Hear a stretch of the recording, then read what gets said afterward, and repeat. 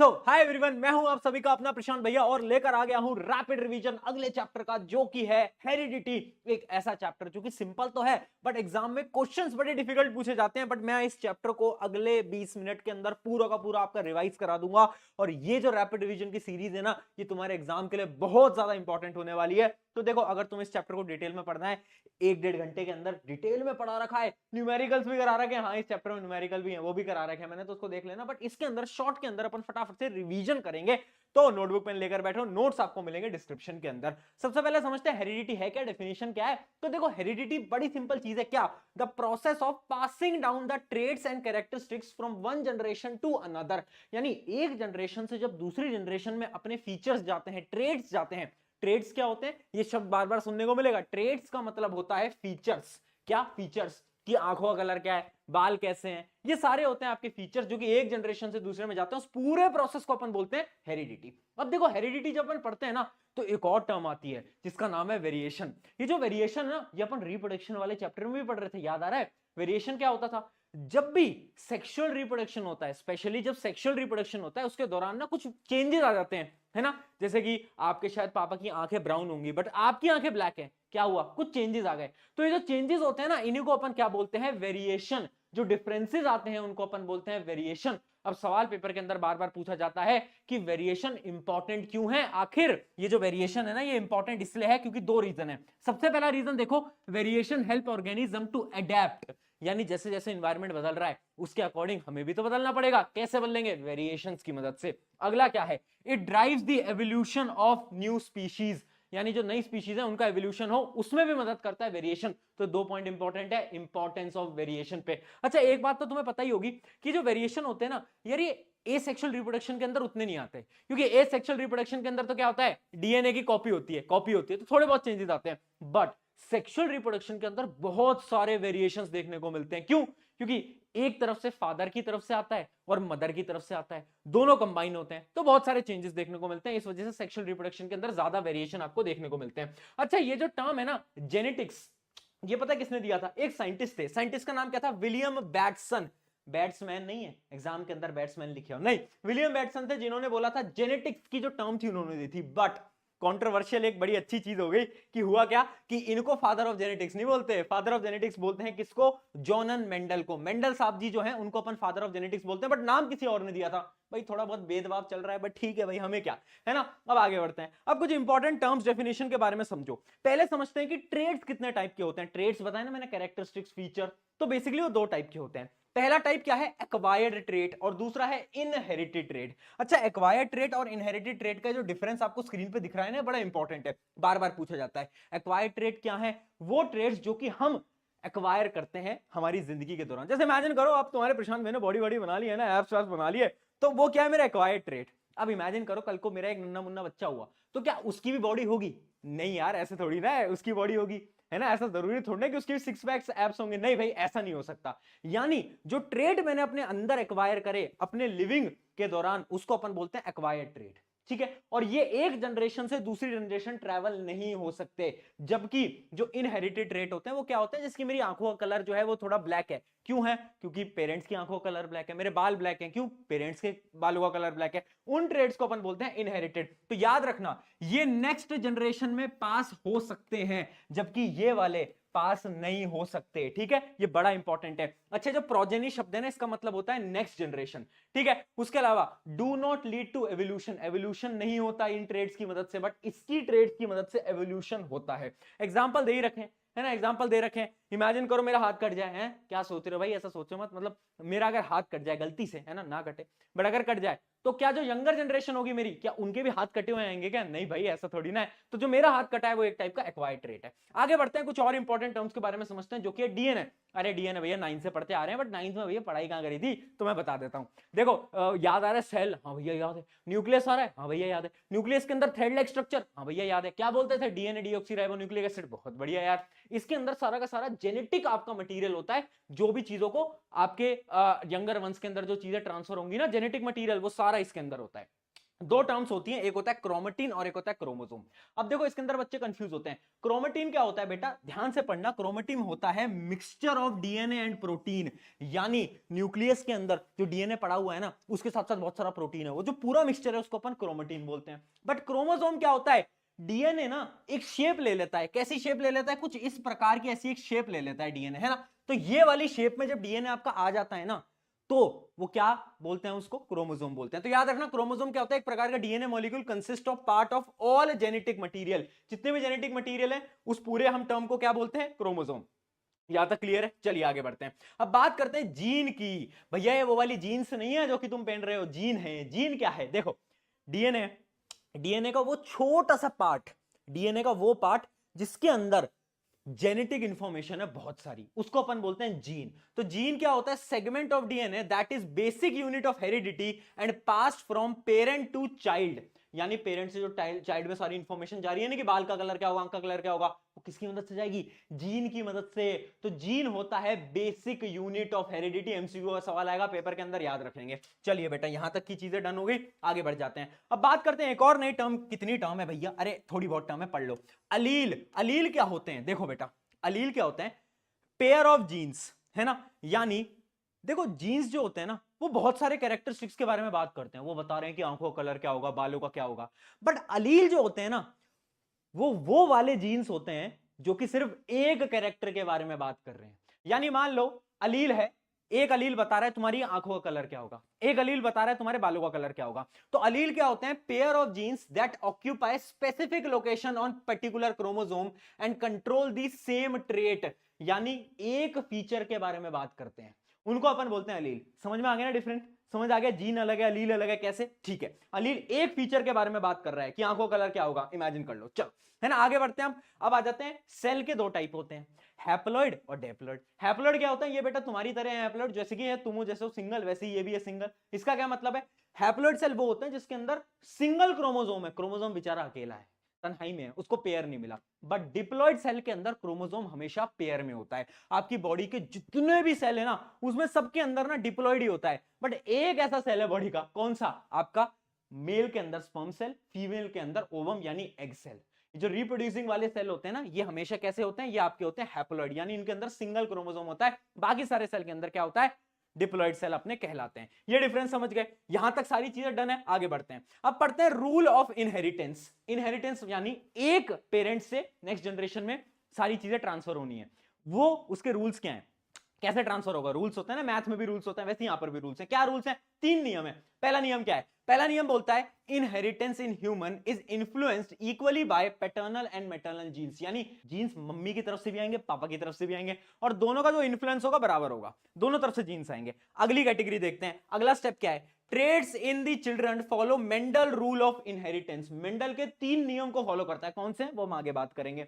अगला देखते हैं, each child inherits one version of trade from each parent. एक इधर से आया, एक इधर से आया, ये मैं आपको ऑलरेडी बता चुका हूं। तो तीन स्टेप होते हैं, हम इन तीन स्टेप को डिटेल में समझते हैं। बट उससे पहले अलील के दो टाइप होते हैं बेटा। कौन कौन से अलील होते हैं, एक होता है आपका डोमिनेंट अलील, डोमिनेंट से समझ आ रहा है कि ताकतवर होगा। एक होता है आपका रिसेसिव, बेचारा है ना, ये ताकतवर नहीं होता, ये हार जाता है। तो देखो डोमिनेंट अलील वो होते हैं जिनको हम हमेशा कैपिटल लेटर से रिप्रेजेंट करते हैं, और रिसेसिव को हमेशा छोटे लेटर से रिप्रेजेंट करते हैं। अगली चीज, डोमिनेंट अलील अपने कैरेक्टरिस्टिक को शो करता है, रिसेसिव नहीं कर पाता। अगर रिसेसिव और डोमिनेंट दोनों साथ में आ गए ना, तो सिर्फ डोमिनेंट वाले कैरेक्टर दिखेंगे, रिसेसिव वाला बोलेगा भैया मैं तो छूमंतर हो गया। इस बात को याद रखना। एक एग्जांपल से भी मैं आपको इस चीज को समझा देता हूं। एग्जांपल क्या, इमेजिन करो एक टॉल ट्री है, टॉल ट्री है तो टॉलनेस जो होती है ना, वो क्या होता है आपका डोमिनेंट कैरेक्टर, आपको पता ही है। तो उसको मैं लिख देता हूं टी और टी। ये क्या बता रहा है, ये बता रहा है कि ट्री जो है वो टॉल है। अब एक है आपका छोटा tree, small T small T. अब मान लो इन दोनों के अंदर क्या हो जाता है, रिप्रोडक्शन हो जाता है। जैसे इन दोनों के बीच में रिप्रोडक्शन आएगा तो क्या बनाएंगे, ये बनाएगा बड़ा टी और आपका स्मॉल टी। अब देखो इसके अंदर एक अलील किसका है, एक अलील आपका है टॉल, एक है आपका शॉर्ट यानी डॉर्फ। तो बताओ ट्री कैसा होगा, टॉल होगा या डॉर्फ होगा। अरे भाई डोमिनेंट कौन सा है, डोमिनेंट है टॉल वाला। यानी जो ट्री होगा ना, ये ट्री होगा आपका टॉल ट्री, ना कि डॉर्फ ट्री। क्यों, क्योंकि डोमिनेंट अलील जो होता है वो ज्यादा शक्तिशाली होता है, वो अपने कैरेक्टरिस्टिक को शो करता है। अच्छा कुछ टर्म्स और हैं, वो टर्म समझ लो। जैसे कि एक कंडीशन होती है होमोजाइगस कंडीशन। होमोजाइगस कंडीशन क्या होती है, जैसे कि यानी जो दोनों अलील आपको दिख रहे हैं ना, ये दोनों सेम है। अगर ये दोनों सेम है तो बोल देना भैया होमोजाइगस। अब यहां पर देखो, यहां पर एक अलील तो टॉल है, एक डॉर्फ है, ये क्या है, ये है हेट्रोजाइगस कंडीशन। तो देखो दो कंडीशन होती है, होमोजाइगस, हेट्रोजाइगस। होमोजाइगस क्या है मैंने आपको बताई दी है, जहां पर आइडेंटिकल अलील है यानी सेम अलील है, बट अगर डिफरेंट अलील है तो हेट्रोजाइगस आपकी कंडीशन हो जाती है। अच्छा कुछ दो टर्म्स और समझ लो यार, एक होता है आपका जीनोटाइप और एक होता है आपका फिनोटाइप। जीनोटाइप क्या होता है, जीनोटाइप होता है कि आपके अलील किस प्रकार से दिख रहे हैं। एक बार डेफिनेशन पढ़ो, यूनिक डीएनए सीक्वेंस और allele combination inherited from the parent. यानी उस एग्जांपल में समझोगे तो इनका जीनोटाइप क्या है, अरे जीनोटाइप कुछ नहीं है, यही है बड़ा टी स्मॉल टी, यही आपका जीनोटाइप है। यानी जीनोटाइप होता है रिप्रेजेंटेशन ऑफ अलील, अलील को लिख दो बस, ये जीनोटाइप है। फिनोटाइप क्या होता है, फिनोटाइप कहलाता है फिजिकल अपीयरेंस, कि आपका जो पेड़ है वो कैसा दिख रहा है।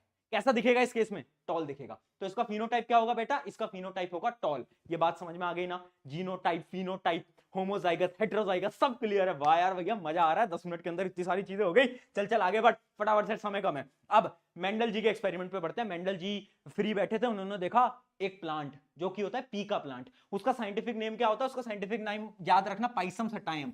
पाइसम सटायम नाम याद रखेंगे बेटा, ये इंपॉर्टेंट है। अब ये सोचा तुमने कि मेंडल जी ने एक्सपेरिमेंट करने के लिए सिर्फ और सिर्फ पाइसम सटायम ही क्यों लिया, उसके पीछे के 5 कारण है, उन 5 कारण को याद रखना। सबसे पहला, वाई ओनली पी प्लांट, पहला रीजन क्या है, वो एक प्रकार का एनुअल प्लांट है। दूसरा क्या है, उसकी शॉर्ट लाइफ साइकिल होती है, यानी वो कम समय के अंदर ज्यादा बार रिप्रोड्यूस करता है, तो ज्यादा अपने पेड़ों को वो ग्रो कर पाता है। अगला क्या होता है, इसके अंदर ना क्रॉस फर्टिलाइजेशन भी है, सेल्फ फर्टिलाइजेशन भी है, दोनों प्रोसेसेस अवेलेबल हैं। अगला क्या होता है, लार्ज नंबर ऑफ ऑफस्प्रिंग्स, बहुत सारी रिप्रोडक्शन है, जल्दी जल्दी करता है। और लास्ट क्या है, 7 पेयर ऑफ कैरेक्टरिस्टिक्स, यानी जो पी प्लांट होता है ना उसमें बहुत सारे अलग अलग कैरेक्टरिस्टिक्स हैं, कि सीड जो है वो राउंड है, रिंकल्ड है, टॉल है, शॉर्ट है, बहुत सारे कैरेक्टरिस्टिक्स हैं जिनकी मदद से हम हेरिडिटी को स्टडी कर सकते हैं। इन 5 ये इंपॉर्टेंट सवाल है बेटा, पेपर के अंदर आएगा, 5 characteristics why Mendel choose only P plant, तो ये 5 कैरेक्टरिस्टिक्स याद रखना, ठीक है। अब बात करते हैं मेंडल के 3 लॉ के बारे में। अब पहला लॉ तो तुम्हें बता ही देता हूं, 2 लॉ बाद में बताऊंगा। पहला लॉ क्या है, लॉ ऑफ डोमिनेंस, जो कि ये बोलता है in a heterozygous condition, heterozygous क्या थी अभी बताई, in a heterozygous condition the dominant allele mask the recessive one, यानी डोमिनेंट अलील जो होता है ताकतवर वाला, वो रिसेसिव वाले को दिखने नहीं देता। अभी मैंने देखा एग्जांपल क्या है, बड़ा टी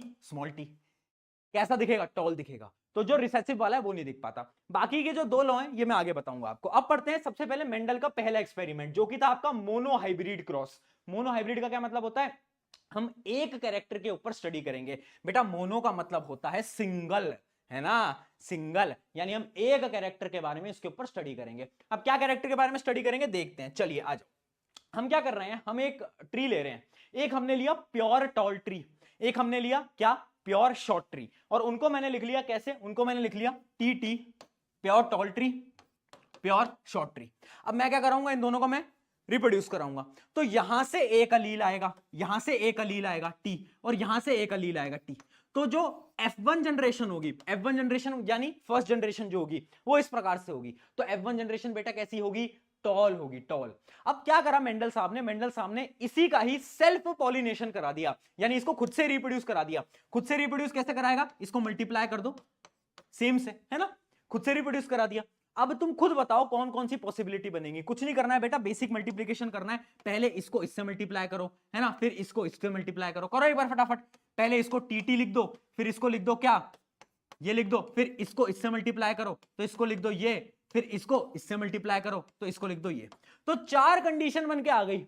अब इन 4 कंडीशन को ध्यान से देखो, इसके अंदर टॉल प्लांट कितने हैं, ये टॉल, ये भी टॉल, क्यों, क्योंकि बड़ा वाला टी है डोमिनेंट, और ये भी टॉल, और ये जो होगा ये शॉर्ट होगा।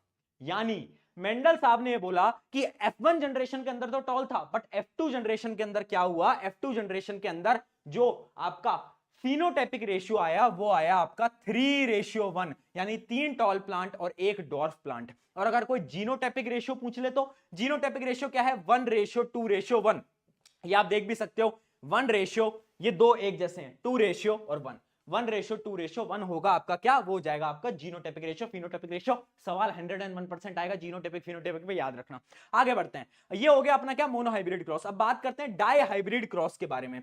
डाई हाइब्रिड क्रॉस के अंदर क्या होता है, हम दो कैरेक्टरिस्टिक को साथ में करेंगे। अब ये जो टेबल है ना बेटा, बहुत इंपॉर्टेंट है, इसको मैंने डिटेल में समझा रखा है, वीडियो देख लेना, है ना, बट ये बनाना तुम्हें सीखना पड़ेगा, ठीक है। अब देख लेना, ये जो टेबल है इसको अपन पुनिट स्क्वायर भी बोलते हैं। इसके अंदर क्या हम दो कैरेक्टरिस्टिक्स को ले रहे हैं। क्या क्या कैरेक्टरिस्टिक्स हैं, कैरेक्टरिस्टिक्स हैं क्या, पहला है येलो और राउंड सीड, येलो भी डोमिनेंट राउंड भी डोमिनेंट। और दूसरा हम ले रहे हैं ग्रीन, छोटा वाला वाई जो आप देख पा रहे हो ना, इसका मतलब है ग्रीन। और ये जो छोटा वाला आर है ना बेटा, इसका मतलब है क्या, रिंकल्ड। क्या है बेटा, रिंकल्ड, इसका मतलब है रिंकल्ड, ठीक है। तो हमने ले लिए दो कैरेक्टरिस्टिक्स, अब इनको हमने क्या कराया, आपस में क्रॉस कराया, रिप्रोड्यूस कराया। तो क्या होगा, यहां से वाई आएगा, यहां से आर आएगा, यहां से स्मॉल वाला वाई आएगा, यहां से स्मॉल वाला आर आएगा। तो हमारी पहली जनरेशन बन के आ गई।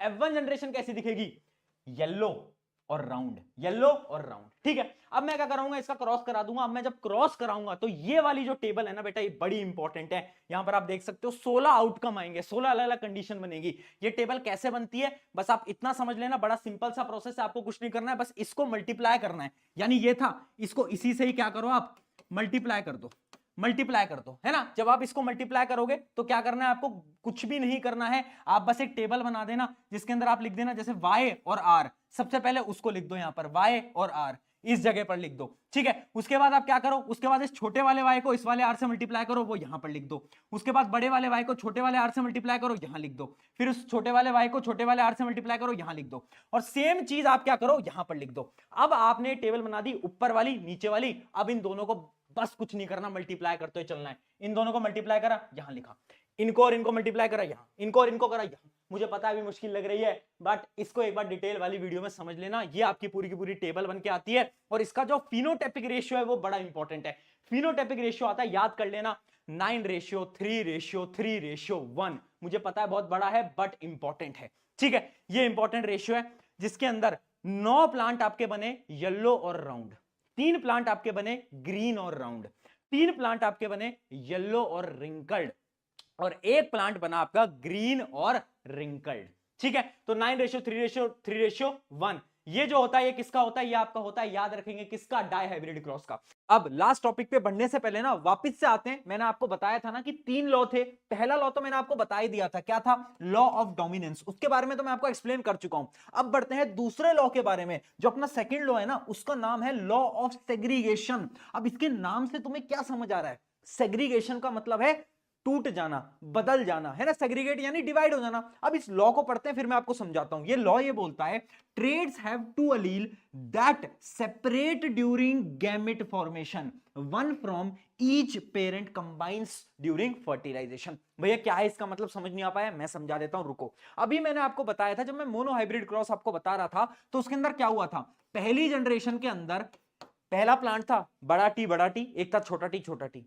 अब देखो क्या है, एक आया यहां से, एक आया यहां से, यानी जब गैमेट फॉर्म होता है ना, तो एक अलील टूट के आता है यहां से और एक अलील आता है दूसरे पेरेंट की तरफ से। ऐसा तो नहीं हुआ ना कि 2 अलील यहां से आए, एक भी यहां से नहीं आया, ऐसा तो नहीं हुआ। इसका यह मतलब है कि लॉ ऑफ सेग्रीगेशन वर्क करता है कि जब भी गैमेट फॉर्मेशन हो रहा है तो एक अलील एक पेरेंट से आएगा, दूसरा अलील दूसरे पेरेंट से आएगा, ठीक है। अगले लॉ की बात करते हैं। अगला लॉ क्या है, लॉ ऑफ इंडिपेंडेंट असॉर्टमेंट। ये जो लॉ है ना, इसके नाम से समझ आ रहा है, इंडिपेंडेंट असॉर्टमेंट का क्या मतलब है कि इंडिपेंडेंटली डिवाइड कर जाएंगे। अभी समझाता हूं। हमने ना डाई हाइब्रिड क्रॉस पढ़ा, पहले एक बार इसकी डेफिनेशन देखे। डेफिनेशन ये बोलती है, alleles of different genes assort independently into gametes. भैया कुछ समझ नहीं आ पाया, मैं समझा देता हूं। जब हमने डाई हाइब्रिड क्रॉस पढ़ा ना, तो उसके अंदर हमने एक चीज को ध्यान में रखा था। वो चीज क्या थी, जैसे कि for example dihybrid cross के अंदर एक था आपका क्या, येलो येलो राउंड राउंड, और दूसरा था आपका ग्रीन ग्रीन रिंकल्ड रिंकल्ड, है ना। अब देखो, जब इन दोनों जनरेशन में क्या हुआ, आपस में गैमेट फॉर्मेशन हुआ, फर्टिलाइजेशन हुआ, तो क्या होगा, इसमें से एक येलो आएगा, इसमें से एक राउंड आएगा, इसमें से एक ग्रीन आएगा, और इसमें से एक रिंकल्ड आएगा, हाँ या ना। और यही लॉ ऑफ इंडिपेंडेंट असॉर्टमेंट बोलता है, वो ये बोलता है कि जब भी गैमेट फॉर्मेशन हो रहा है तो पता है क्या होगा, दो जो डिफरेंट कैरेक्टरिस्टिक्स है ना, जैसे कि एक कैरेक्टरिस्टिक्स क्या है, कि सीड जो है वो येलो है, एक क्या है राउंड है, ये आपस में इंडिपेंडेंटली पार्टिसिपेट करेंगी, यानी एक यहां से आएगा, एक यहां से आएगा, एक यहां से आएगा, एक यहां से आएगा, ये आपस में डिपेंडेंट नहीं है कि ये इससे बोले कि अरे सुन, अरे राउंड वाले तू आज मत जा, आज मैं दोनों येलो को भेज देता हूं, ऐसा पॉसिबल नहीं है। और यही आपका क्या बोलता है लॉ ऑफ इंडिपेंडेंट असॉर्टमेंट की alleles of different genes assort independently, यानी पार्टिसिपेट करते हैं इंडिपेंडेंटली ड्यूरिंग गैमेट फॉर्मेशन। आ गया समझ में, बहुत बढ़िया। अब बढ़ते हैं इस चैप्टर के आखिरी टॉपिक की तरफ, जिस टॉपिक का नाम है सेक्स डिटर्मिनेशन। सेक्स डिटर्मिनेशन क्या होता है? बेसिकली हमें यह पता लगाना है कि जो चाइल्ड हुआ है ना, ह्यूमन के अंदर जो चाइल्ड हुआ है वो लड़का है या लड़की है, उसके लिए हम पढ़ते हैं सेक्स डिटर्मिनेशन। अब इस प्रोसेस के अंदर ना दो फैक्टर होते हैं, एक होता है इन्वायरमेंटल फैक्टर। भैया इन्वायरमेंट पे भी डिपेंड करता है, बिल्कुल करता है। आपको पता है कुछ बर्ड्स होती हैं या फिर डक होती हैं, टर्टल्स होते हैं, वो किस टेम्परेचर पे एग को रखते हैं, उस अकॉर्डिंग जेंडर आपका डिसाइड होता है, मेल होगा फीमेल होगा। तो एक फैक्टर होता है इन्वायरमेंटल। और ह्यूमंस के अंदर कौन सा फैक्टर होता है? जेनेटिक फैक्टर, यानी जीन्स के ऊपर डिपेंड करता है कि मेल होगा या फिर आपका फीमेल होगा। जीन्स के ऊपर सारी चीजें डिपेंड करती हैं। अब देखो बहुत सारे गांवों के अंदर बोला जाता है कि फीमेल के ऊपर डिपेंड करता है, बट रियलिटी में साइंस से बोलती है जो मेल होते हैं ना, मैन, उनके ऊपर डिपेंड करता है कि जो यंगर वन होगा वो मेल होगा या फीमेल होगा। कैसे डिपेंड करता है? देखो बड़ा सिंपल है, बड़ा इजी सा है। जो आपके मेल होते हैं ना बेटा, मेल के पास होता है, हमेशा याद रखना, एक्स और वाई क्रोमोसोम। फीमेल के पास होता है एक्स और एक्स क्रोमोसोम, ठीक है, एक्स वाई और यहां पर एक्स एक्स। अभी आपस में रिप्रोड्यूस करेंगे, आपस में रिप्रोड्यूस करते हैं ना, तो चार कंडीशन बनती हैं। देखो चार कंडीशन बनती हैं। कैसे चार कंडीशन बनती हैं? यहां से फीमेल से तो एक्स ही आएगा दोनों तरफ, मेल से या तो एक्स आएगा या तो वाई आएगा। चार कंडीशन बनेंगी, या तो एक्स एक्स बन जाएगा, एक्स एक्स बन जाएगा, या तो एक्स वाई बन जाएगा, एक्स वाई बन जाएगा। चार कंडीशन बनी। अब अगर एक्स एक्स एक्स बना तो क्या होगा? तो फिर तो गर्ल चाइल्ड होगी। अगर एक्स वाई बना तो क्या होगा? तो बॉय चाइल्ड होगा। यानी 50-50% प्रोबेबिलिटी है कि या तो आपका मेल होगा या तो आपकी फीमेल होगी। दोनों की ही प्रोबेबिलिटी आपको इस टेबल में आसानी से आपको दिख रही होगी कि जो दोनों की जो आपकी प्रोबेबिलिटी यहां पर आप देख पा रहे हो वो है आपकी कितनी? 50-50%। ये क्लियर है ना, कि आप यहां पर देख पाओ x x x y 50-50% probability होती है, क्वेश्चन पूछा जाता है। अच्छा एक टॉपिक मैं आपको बता देता हूं इसके अंदर जो इंपॉर्टेंट है वो ये है, जो ह्यूमंस होते हैं ना बेटा, उनके अंदर 23 पेयर ऑफ क्रोमोसोम होते हैं, और एक पेयर जो लास्ट का एक पेयर बच गया ना, वो अपना कहलाता है सेक्स क्रोमोसोम। सेक्स क्रोमोसोम यहां पर पार्टिसिपेट कर रहा है, जो आप देख रहे हो ना एक्स वाई एक्स एक्स, ये क्या है? ये है आपका सेक्स क्रोमोसोम। ठीक है, तो आप समझ गए ना मेल और फीमेल 50-50% कैसे होता है। ऑन दिस नोट आपका ये चैप्टर हो जाता है समाप्त। अब एक क्वेश्चन मैं फटाफट से आपको दे रहा हूं, इस क्वेश्चन को ध्यान से पढ़ो। ये जो क्वेश्चन है बड़ा सिंपल है, ट्राई करना और मुझे बताना आपसे क्या ये क्वेश्चन सॉल्व हो पाया नहीं हो पाया। ऑप्शन एबीसीडी में से जरूर देना। ऑन दिस नोट शुक्रिया एवरीवन, मेरा नाम है प्रशांत, मिलते हैं नेक्स्ट लेक्चर के अंदर। Take care.